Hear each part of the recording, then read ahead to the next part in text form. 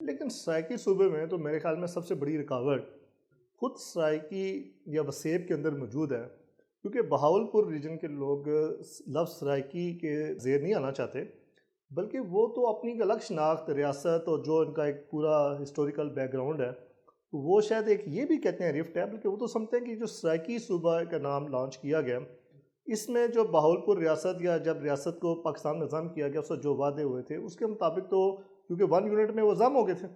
تو اس میں تو وہ یہ سمجھتے ہیں کہ یہ بہاولپور صوبے کو یا اگر یہ سائیکی بنتا ہے تو یہ ملتان کی وہ جو عملداری آ جائے گی تو بہاولپور رہ جائے گا، تو اندر بھی تو ایک رفٹ موجود ہے۔ جہاں تک آپ کا تعلق ہے کہ بہاولپور کے لوگ یا کوئی بہاولپور صوبے کی آواز ہے، تو یہ بالکل غلط ہے۔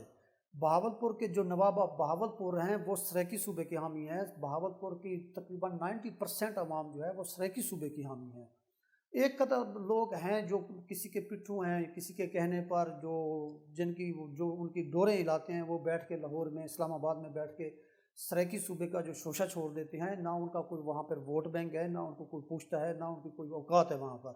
یہ صرف اور صرف بیوقوف بنانے والی باتیں ہیں، ایک تقسیم والی باتیں ہیں، ڈیوائیڈ کرنے والی باتیں ہیں۔ سرائکی قوم کو ان لوگوں نے الجھا کے رکھا ہوا ہے۔